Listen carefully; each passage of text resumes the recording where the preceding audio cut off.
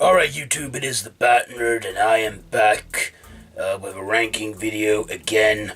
In this, I'm going to rank up all the solo installments of the MCU movies.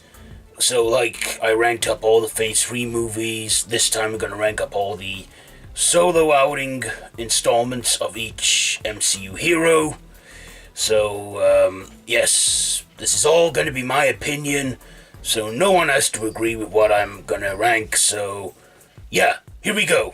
So in this, I'm gonna rank up the Iron Man movies, the Thor movies, and the Captain America movies. So let's begin. Coming in at number 3, starting with Iron Man, coming in at number 3 is Iron Man 3, at number 2 is Iron Man 2, and at number 1 is Iron Man. So Iron Man 3, probably the worst in the MCU. This, for me, I just thought was not brilliant. I mean, Stark was a bit, still getting over the shock of PTSD from the Avengers battle. We had a good villain. I thought Ben Kingsley was great as the Mandarin till they did that whole plot twist. I was like, what the hell? I was so disappointed with that. And Guy Pearce's character, I can't even remember his character's name, but he turned out to be the Mandarin and was a bit of an asshole. Jon Favreau was very absent from this one because his character Happy was in a coma. I mean, we still got to see him in the movie, but, yeah. Then we had the whole big battle finale with all the iron suits, which to me was like an excuse to advertise toy ranges for the Iron Man character. Yeah, not the best one. And I put Iron Man 2 at number 2 because this wasn't as good as the first one, but it was better than the third one. I thought, Stark is still Iron Man and he's still selling weapons. And of course, there was his jealous rival Justin Hammer, played by Sam Rockwell. I get where he was coming from.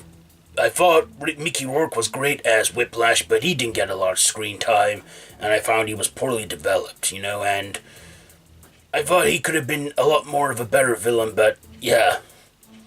We didn't even get to see Whiplash in his full gear, only in 2 sequences, and that was it. But it does have its good moments, like Don Chandler's character, Rhodey, becoming War Machine. Yeah, it was good. But yeah.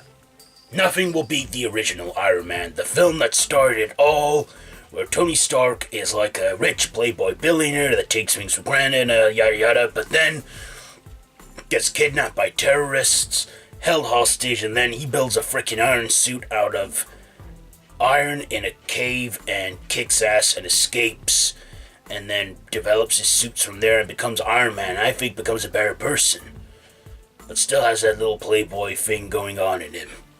But, yeah, it was the movie that started all. Nobody knew that this was going to be the start of a massive cinematic universe and franchise. I mean, yeah, at first we all thought it was a standalone movie, like it has been with the Spider-Man films and the X-Men movies before it, but no, this was the beginning of something big. Especially with the post-credit cameo from Samuel L. Jackson as Nick Fury. Which I wasn't aware of at first until I found out that there was post-credit scenes. I then rewatched all of them, and then I thought, oh, post-credit scenes. And that's been a tradition ever since. Until now with Endgame, but that's another video for another time. So, now we go to the Thor movies. And so yeah, that's how I rank the Iron Man movies. So now the Thor movies, at number 3 is Thor the Dark World.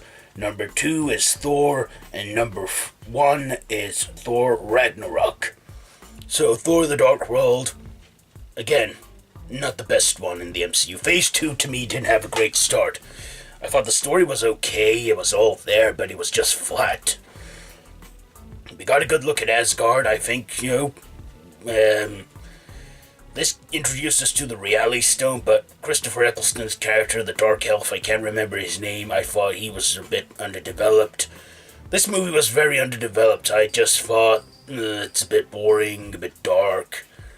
I mean, I get what they were trying to do, expand upon things, trying to show us that the Marvel Universe is even bigger. But yeah, isn't the best one for me. And then I put Thor at number 2. Thor, the first movie, was great. Ever since that whole post-credit scene with his hammer Mjolnir.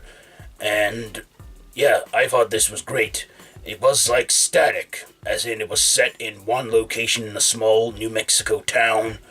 And yeah, it took place within like a few days, or yeah, 2 days it took place in. But I thought this was an okay movie. I thought Loki was great, Tom Hiddleston, and how he was like good but then turned evil. How he became the villain of the MCU. And his villainy carried on into the Avengers. I felt like he was more of a better villain in the Avengers.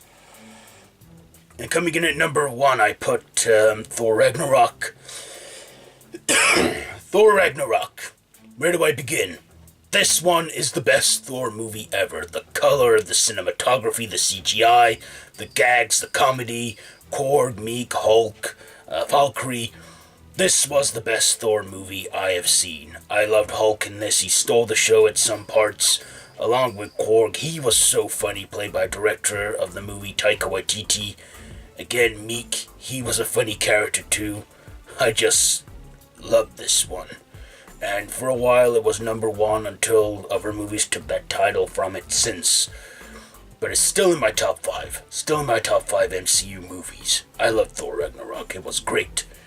And Jeff Goldblum. Funny villain. The Grand Master. But of course, he was just a side villain. The real villain was Hela, played by Cate Blanchett. And I have to say, she looked hot as Hela. And I don't think we've seen the last of her. You see, when Asgard got destroyed, we didn't see her die necessarily. For all we know, she could have escaped, so who knows, maybe she's still out there. But only time will tell. So that is my ranking of the Thor movies.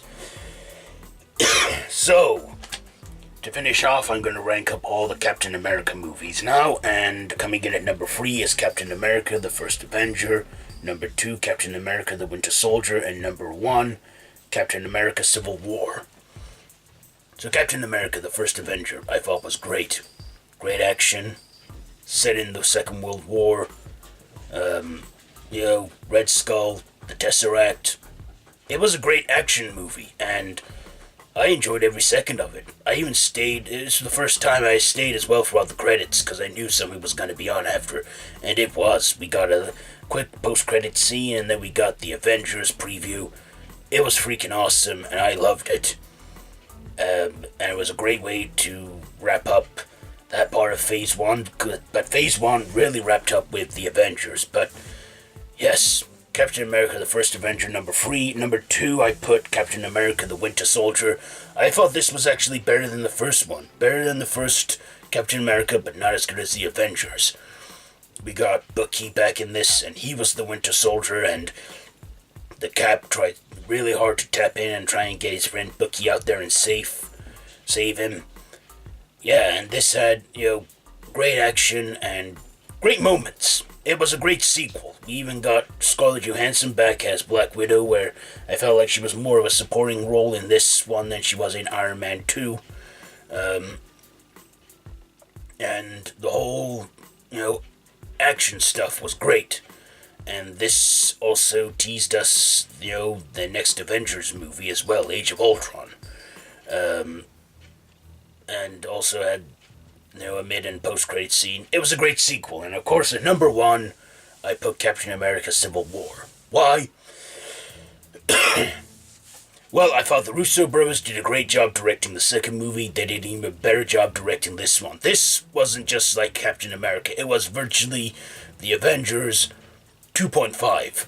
One half fought with Captain America, the other half fought with Iron Man. I was Team Captain America. Yeah, and Iron Man and Captain America fall out big time. We get Ant-Man on Captain America's side with Scarlet Witch, Falcon, Bucky. We get the Vision, Spider-Man, Black Panther, War Machine, Black Widow on Iron Man's side, and Hawkeye on Captain America's side.